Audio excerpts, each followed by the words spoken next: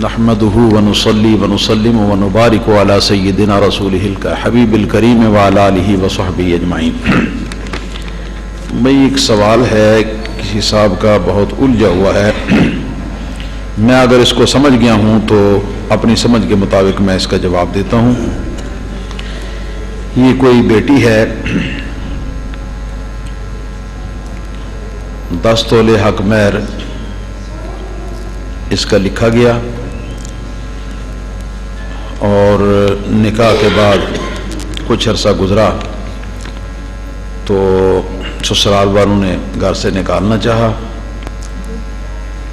لہذا زیور کو بچانے کے لیے اس بیٹی نے یہ زیور اپنی ماں کے حوالے کر دیا سنبھالنے کے لیے۔ اس کے بعد بیٹی یہ کہتی ہے کہ میرے شوہر نے مجھے 2 طلاقیں دے دی ہیں اور تیسری طلاق کے لیے مجھے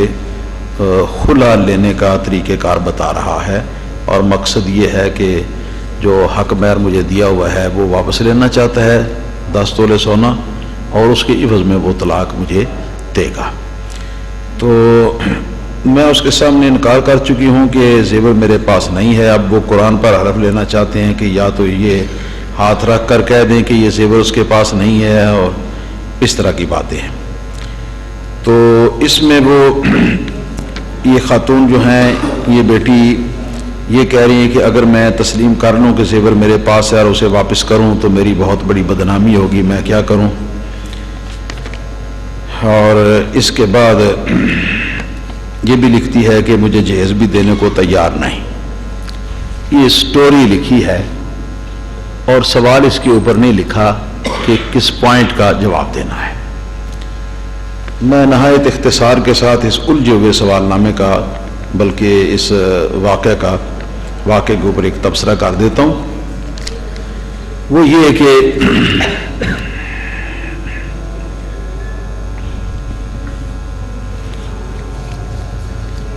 یہاں 2 چیزیں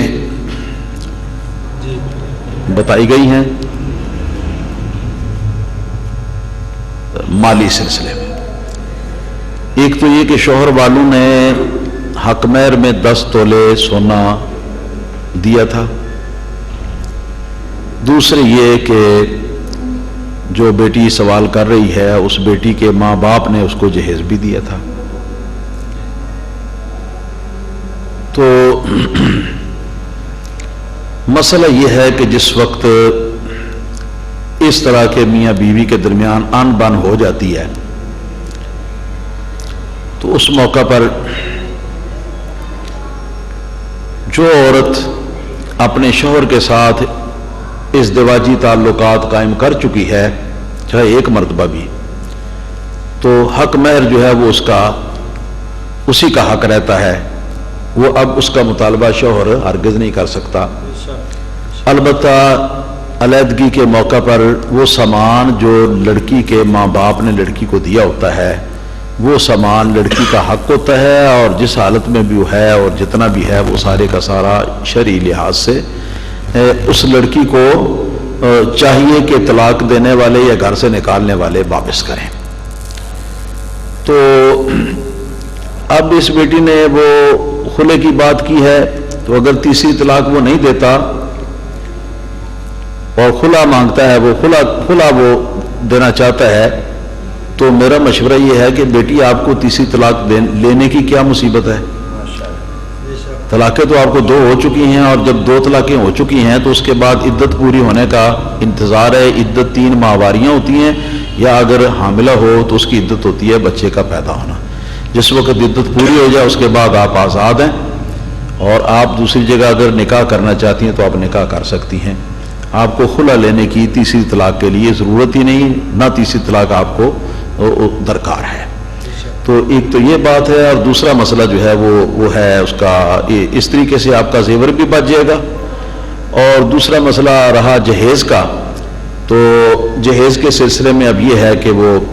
یا تو یہ کہ ان کے دل کے اندر خود خدا کا خوف پیدا ہو تو وہ دیں، اگر اس طرح نہیں ہوتا تو پنچایتی طریقے سے وہ وصول کی جائے،